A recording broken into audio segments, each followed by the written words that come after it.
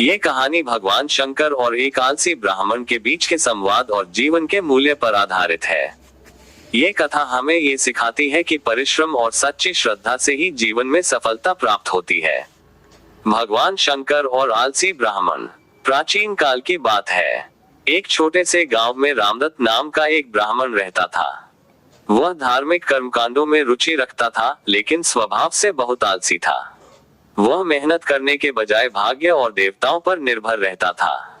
उसे विश्वास था कि भगवान किसी न किसी दिन उसकी दरिद्रता दूर कर देंगे।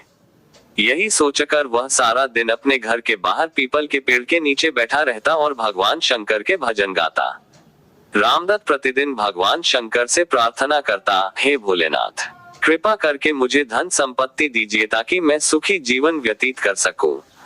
समय बीतता गया, लेकिन उसकी प्रार्थना का कोई उत्तर नहीं मिला। धीरे धीरे उसके घर की स्थिति और भी दयनीय होती गई। खाने के लिए अनाज तक नहीं बचा। फिर भी उसने परिश्रम करने के बजाय केवल प्रार्थना करना ही उचित समझा। एक दिन वह अत्यधिक निराश होकर शिव मंदिर गया और शिवलिंग के सामने रोते हुए बोला, हे महादेव, आपने सबकी मनोकामनाएं पूर्ण की हैं, फिर मेरी क्यों नहीं? क्या मेरी भक्ति में कोई कमी है? कृपा करके मेरे दुख दूर कीजिए। भगवान शंकर उसकी पुकार से द्रवित हो गए। उन्होंने उसे सबक सिखाने का निश्चय किया। उसी रात रामदत्त के स्वप्न में भगवान शंकर प्रकट हुए और बोले, वत्स, तुम्हारी प्रार्थना मैंने सुनी है।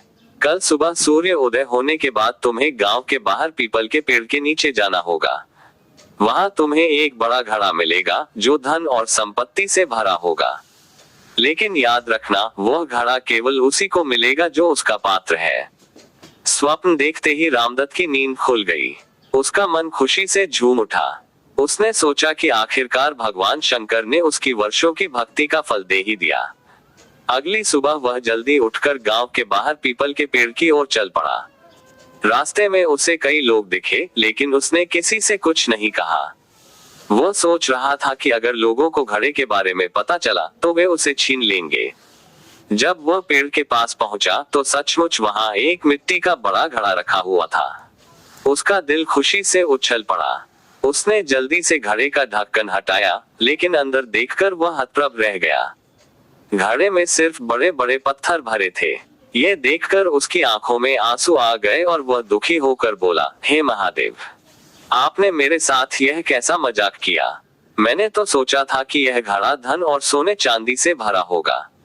उसी क्षण भगवान शंकर प्रकट हुए और मुस्कुराते हुए बोले, वत्स, मैंने तुम्हें वही दिया जिसके तुम योग्य हो। जो व्यक्ति परिश्रम नहीं करता और केवल भाग्य के भरोसे बैठा रहता है, उसे कभी धन संपत्ति नहीं मिलती। ये घड़ा तुम्हारे आलस्य और असफलता का प्रतीक है। यदि तुम सचमुच धन चाहते हो तो परिश्रम करो और सच्चे मन से कर्म करो, तभी मैं तुम्हारी सहायता करूंगा। ये कहकर भगवान शंकर अंतर्धान हो गए। रामदत्त को अपनी भूल का एहसास हुआ। उसने समझ लिया कि केवल भक्ति और प्रार्थना से कुछ नहीं मिलता, जब तक कि हम स्वयं परिश्रम न करें। उसने उसी दिन से आलस्य त्याग कर खेतों में मेहनत करनी शुरू कर दी। धीरे धीरे उसकी फसलें लहलहाने लगी और उसका जीवन खुशहाल हो गया।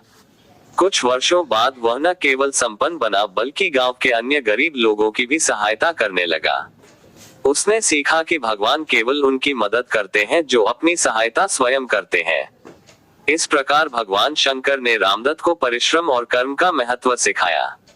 ये कथा आज भी हमें प्रेरणा देती है कि जीवन में सफलता प्राप्त करने के लिए मेहनत और ईमानदारी आवश्यक है।